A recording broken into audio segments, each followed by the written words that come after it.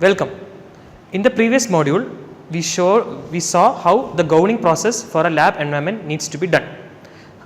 That time, Sitaram showed you what all are the core equipment, core items that need to be worn in a lab environment. Now we will go to the next level and introduce you to the different components in a typical microfabrication lab. Now Sitaram is already outside the lab and he has fully worn like this gown, and we will see how he enters. Why we are showing you this is that at the entrance of the lab you can see an equipment placed on top. That is an air curtain. Again, so the air curtain will allow to push dust particles outside. Now Sitaram will enter the lab. As he enters the lab, you can see that the air curtain is falling. That air curtain will ensure that the dust particles don't enter inside. Now Sitaram is inside the lab, and as soon as the door closes, the air curtain stops. This way, particulate matter within the lab will be controlled. As Professor Pandya would have explained to you, we are maintaining a class 10,000 clean room here. Just like that, in any clean room we can have different classes of clean rooms, starting from class 10, and that goes on up to class 10,000 or class 100,000. You would already know what these different classes are and how they are related to the sizes of the particulate matter that will be contained within the lab. So first primary item as you enter the lab is an air curtain, which we saw. Now Sitaram has entered the lab. Now he will go about explaining to you what are the different equipment that are available in the lab.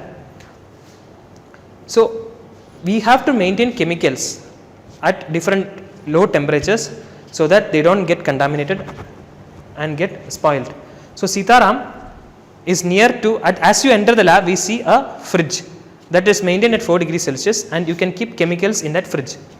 So Sitaram will now go and open the fridge and show you the chemicals that can be kept inside. So we have few antibodies that are kept inside. So as you open it, you have to open it, and immediately we have to close the fridge. So this might seem very trivial for you because you will be operating refrigerators in your home, but then we are dealing with very crucial chemicals that need to be maintained at definite temperatures in a microfabrication environment. So at the moment you open and close, the control system on the fridge, on the top of the fridge you can see the temperature of the internal environment that is maintained. So when Sitaram opens the fridge, and if he keeps the fridge open for sufficiently long time, you can see that the temperature is going up. So there is a allowance kept. So if it is staying within like 4.6 and 3.8 degrees Celsius, it is fine. But if somehow you forget to close the fridge, or the fridge is not closed properly, the temperature will keep going up continuously, and that can cause damage to the chemicals that are kept inside. So these small things need to be kept in mind properly so that you get best results out of your experiments. At the end of the day, you have to use these chemicals, you have to use your microfabricated sensors and perform experiments so that you get your intended results. As I told, your aim is to perform experiments with your fabricated sensors. You start doing the experiment with your hypothesis. So for any research work, you begin with a hypothesis.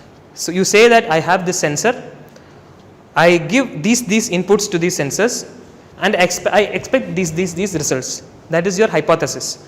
So to prove your hypothesis, what do? You start first to design your sensor, what all different materials will be there, what all chemicals will be used to fabricate the sensor. You make a plan of action. Then you go to a fabrication facility and you make your sensors.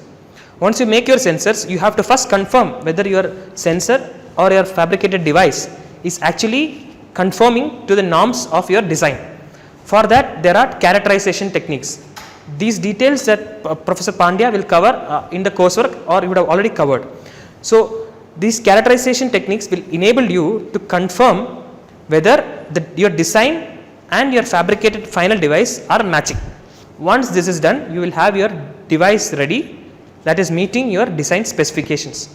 Once your device is ready, just having the device is not useful for you. You need to prove your hypothesis. Fundamentally, your device is part of your hypothesis. You take your device, bring it back to the lab in a device called a desiccator, which we will introduce you shortly. So the desiccator will prevent the device from getting contaminated. You bring the device to the lab, then you will identify the inputs or the samples that will go with your sensor.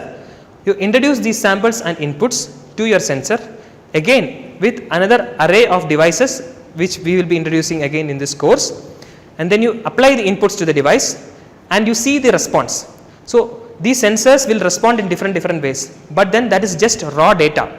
You need to make sense out of the raw data and process the data in a meaningful manner. For that, we have other data acquisition systems which are also available in this lab and which we will be introducing. Once the data acquisition systems acquire your data, you make sense out of that data, find a meaning in it and see if that is meeting your hypothesis. This is your whole hypothesis testing life cycle or process cycle, where you start with a sensor and you end with the results. You may or may not get your intended result, but then for you, one main thing for you to get your result, provided every other process is correct, is to follow good lab practices. And the first step in that is to perform the gowning process properly, follow the stated specifications and standard operating procedure for each and every equipment in your lab. You have to follow the standard operating procedure for each and every equipment in the lab. Some procedures may sound very trivial and simple for you, but in the grand scheme of things, if you don't follow that small step, and if your device gets contaminated or stops working, you have to go back to your start and you will lose lot of time. Time, money, investment, everything will be lost if you don't follow this small step. Hope you understood the importance of following the operating procedures. We are telling this beforehand because now we will be going into full details about different equipment that are used in a typical microfabrication lab, and you have to keep this in mind so that you appreciate the equipment as also work in the lab as a responsible researcher.